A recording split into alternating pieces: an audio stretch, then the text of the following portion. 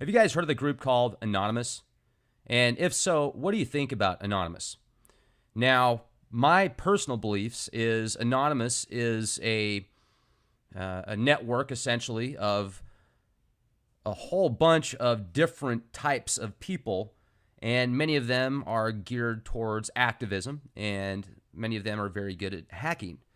And I also feel that the CIA has infiltrated parts of Anonymous and uses that specific archetype or that specific, I guess you could call it group. And I don't even think they like to be necessarily called the group, but let's say you take the name Anonymous, and as an alphabet agency, because Anonymous doesn't have any specific names tied to the organization or the anti-organization essentially, well, it's easier for institutions to come out with video clips and films and websites saying that they're anonymous, right? Very easy to do if you think about it that way. So when you take it further down the rabbit hole, then you might ask, well, how far deep does it go? Because Anonymous just released a video saying we are at the verge of World War III, literally at the brink of World War III. Now, is this a real anonymous clip? And even if so, the person that released the anonymous clip, what kind of connections does this person have? And is it possibly a CIA video? Something that the CIA or an organization like the CIA came out with to stir the pot, to create more conditioning to the masses for war, or to prepare the masses for war. Some people feel that even at the top levels, these dungeon masters, these dark elitists that run the Dark Brotherhood that seems to control so many facets of this planet, well, oftentimes there's been information leaked, and if you follow some of the occult practices, or if you research it, the occult practices, I should say even, then you might feel that these magicians, these sorcerers, have to tell us what they're going to do before they do it. And if we allow it to happen, then they're not karmically bound. It's a way for them to continue to do what they do without having the negative side effects, the dark influences that go with it, because they warned us and there was nothing that was done about it. Now, this is all theory, folks, and this is all readily available for you to research as well as far as the information that I'm providing to you. Let me share with you what Anonymous said in this video, if it even is anonymous. All the signs on the Korean Peninsula are ready for war. There's ground troops there right now. It's going to be fierce, brutal, quick, global devastation, and financial collapse. Afghanistan, Yemen, Iraq, Syria, all proxy wars that have been orchestrated and in effect since 2001. Three superpowers positioning and jockeying for power right now. You've got China, you've got Japan, and you've got the United States, and obviously Russia's going to be involved, and many nations are going to be involved. The three big players that I'm looking at right now, besides North Korea, obviously, is Japan, the U.S., and China. So here's some more information. Emergency meetings in China, the U.S., and the United Kingdom. Now, supposedly the United Kingdom was just because, Prince Philip stepping down. I don't buy it. That's the official story. I don't think that's the real story. I think that the reason that these emergency meetings are unfolding is because they're getting ready for full-out war. Not just these little proxy wars either. But if you're in that country that's getting nailed with bombs, it ain't a little proxy war. It's as real as it gets.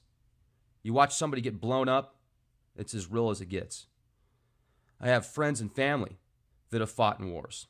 I have tons of friends and family that have either fought in the military or been a part of the military with private sectors, etc.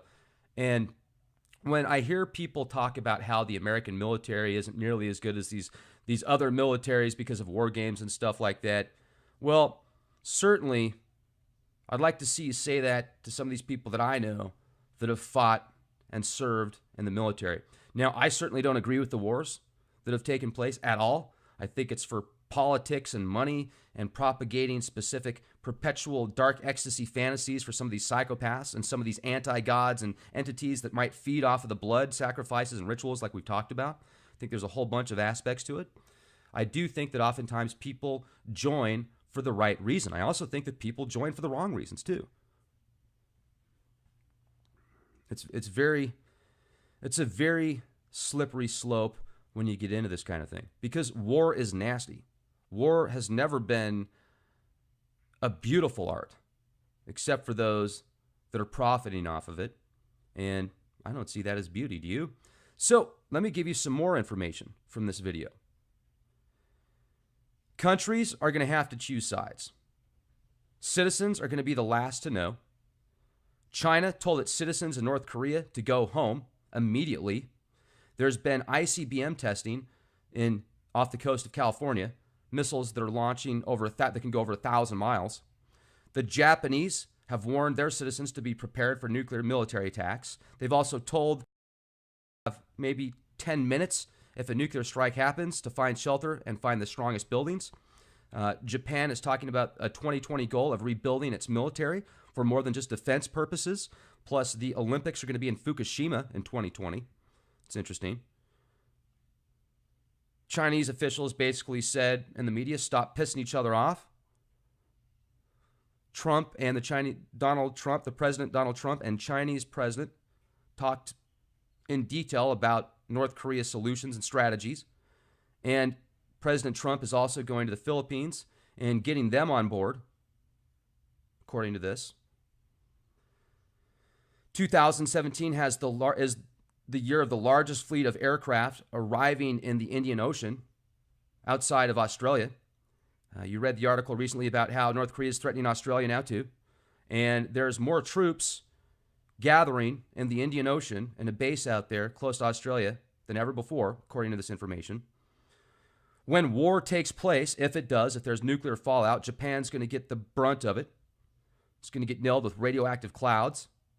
U.S. Marines are massing in the northern territory out there that I just told you about in the Indian Ocean. This is pretty deep, you guys. Now, whether or not there's going to be global nuclear war and financial collapse and bank holidays, martial law, I certainly can speculate on that just like you guys can. What I do see, and I've been talking about this now for a while, is I see the players, the top levels, putting their specific war pieces in place in the puzzle for war. Now, I don't know how much it's going to affect you, how much it's going to affect me and other people in certain countries, although there's certainly painting a picture for global thermal nuclear war and chaos that most of us haven't seen ever.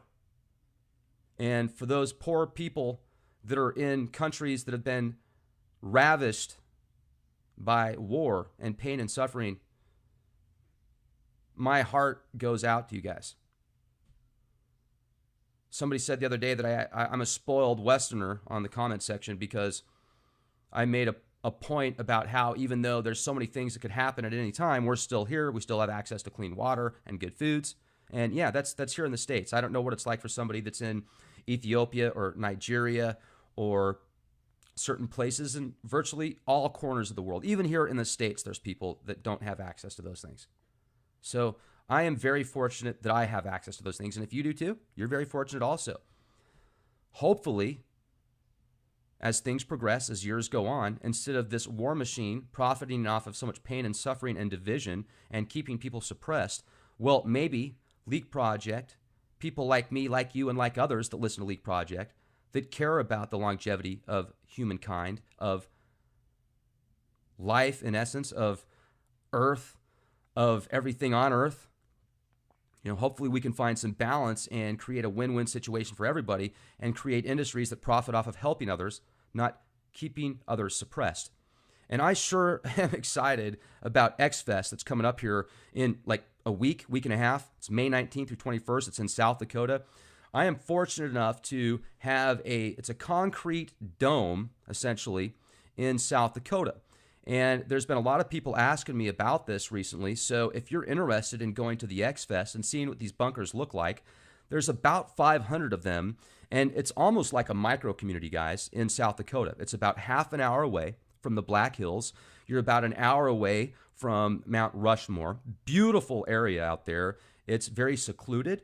And it was also designed, and these bunkers were built by the military in the 40s to withstand explosions, because they put munitions inside of these bunkers, essentially, to house them. And it's essentially like an entire micro township. It's amazing. So we're going to be out there May 19th to the 21st. And if you're interested in getting in on the ground floor, essentially, this is phase one. So these things are like $25,000, and they're over 2,000 square feet. They're made out of concrete, and they've got steel reinforcement. Think about that. And you've got each side of you, you're going to have 400 feet on each side until there's another bunker. So you've got all sorts of space to farm, to set up a windmill program, a solar setup. You can do all sorts of things out there. It's going to be like the Wild West, and it's going to be a lot of fun. We're going to have some really good times out there coming up here shortly, because not only are we going to have a chance to meet other people that are interested in getting involved in it, but also I'm bringing my telescope out there. We're going to do a star party. We're going to have some good foods. We're going to have a bonfire, and it'll be a really neat way for people with like minds to express ideas and information. And imagine a micro community that's full of just brilliant minds. Imagine a few years down the road that this place gets filled up with all sorts of amazing people from different walks of life, different industries, and we all take little steps, essentially, to get off the grid, to provide all of our own food, our own water, our own energy systems. Have something have a nice, solid platform that's safe and secure. And if things do go bad in these giant cities and suburbs, when people are walking around like walking zombies, it'll be just insane if any of this stuff does go down, as far as World War III, martial law, bank holidays. Have you guys seen some of the Black Friday videos where grandma and grandpa get punched in the face for a cheap DVD player by a giant thug, because he's got to have that more than they do because it's cheap? Well, imagine what happens when people can't get access to clean water and food, or their medicines, or they can't get fuel, or they just think they can't get those things. Then what happens? It could be like, remember New Orleans? How nasty that got out there? And what was it called? The Thunderdome? Not the Thunderdome, but the stadium out there that a whole bunch of people went to after the flooding. And did you hear about the sick stuff that was going on out there? It's nasty. It is really scary when you think about the dark side of people that aren't prepared to take care of themselves and their family. So we spend thousands of dollars a year on insurance. And how many people have a game plan for something if things get really bad fast? Now, I'm also looking at it like this. I'm hoping that nothing goes down, certainly, because I enjoy the opportunities that we have every single day now, and I want to make it more abundant, and I hope you guys do too. I don't want it to become more suppressed and a prison-like grid, a system like it was back in World War II and in the Soviet Union or in Germany or in many of these other nations. Even the United States had concentration camps back then. Granted, they weren't nearly as bad as the ones in Germany and Japan. I was reading up on one the other day where some Italians were put in a concentration camp in World War II, but it wasn't like the kind of conditions you read about in these other countries. And guess what? When the war ended, the Italians, they got offered jobs in the same facility, and they're like, oh yeah, great. So, it ended up working out for everybody. However, at the same time, it's frightening to think of any way, shape, or form that just because you're from another country that you could get locked up during wartime, even if you're fully with the country that you are living in at that time. And that's the way things roll. So if you at least have an opportunity, whether you're in South Dakota, or whether you're in Wyoming, whether you're in North Dakota, whether you're in Canada, have something set up for yourself, your friends, and your family to where if things get bad, you'll have an escape route, an avenue, a plan B to take care of yourselves. I can't think of a cheaper, more effective way to do it than the way it is right now with X-Fest at Vivos. So it's May 19th to the 21st. If you want to RSVP, send an email to either guestbookings@leakproject.com or terravivos.com. Use the code LEAKPROJECT for your RSVP. If you do end up purchasing a bunker, make sure to use the code LEAKPROJECT because you'll get free goodies. You can pick out either a small solar generator setup or a windmill power generator, or an opportunity to pick up a Berkey water filter system. On top of that, if you guys want to go to the X Fest here, you can stay in one of the bunkers for free if you RSVP it. Robert's going to be offering financing for 3 years. Plus, if you've got friends or family that you want to go in on one of these shelters with, you can do that also. If you want to build one of these up as a vacation home, do it. That's what I want to see my studio as a vacation home / studio that I can go to in the summer, the spring, maybe a little bit in the fall. But when it gets cold in the wintertime, hey, I'm heading back down to where it's warm and sunny constantly. I'll tell you though, if you ever have been to South Dakota, if you explore the Black Hills and the Badlands and Deadwood and Keystone, Mount Rushmore, Crazy Horse, there's so many cool towns out there. It's a really neat state. And also Sioux Falls is nice, but it's on the other side of the state. Rapid City's really cool. Sturgis is out there. Another thing too, imagine having a nice setup in your bunker. Let's say you convert it to like a luxury bunker or something like that. Instead of dropping $100,000 in an RV, let's say you drop $100,000 into this thing and just make it beautiful. Well, you're not too far from Sturgis, and how fun would it be to go to the Sturgis event, have a motorcycle there, drive the motorcycle from there up to Sturgis, take it through the Black Hills, beautiful opportunity for you, some great views. And do you know what people spend on hotels in Sturgis? It's ridiculous. Last year I checked the price of Sturgis. The only hotel I could find was a Night's Inn, and it was over $1,000 a night. And people were paying it for a Night's Inn. You can get those for like $70 a night after taxes most of the time. But the Sturgis event is so popular, people drop that kind of money. Imagine being about an hour or so away from Sturgis when the event unfolds and having all your gear in your bunker, your motorcycles and your setup, and then you could just drive up there, have a blast, come back, or stay up there for the day, stay up there for the weekend, for the week. I think it's pretty cool. So there's just a ton of opportunities with these concrete bunkers. There's so much more than just a bunker. You're talking possibility of it being a micro community. You're talking the possibility of having a studio, a vacation home. That's what I'm looking at, a vacation home and an SHTF insurance type policy if things get really bad. And with all the stuff that I'm hearing about in the news right now and feeling in my mind and in my gut about what's going on, I think it's going to get worse before it gets better. And I still feel that we are on the right path. And being the fact that it is the age of Aquarius, astrologically speaking, a lot of these nasties are going to start to present themselves on the surface. And, we have an opportunity to either throw it away, get rid of it, or if you want to go down that path too, hey, that's your choice as well. So it is a dualistic universe.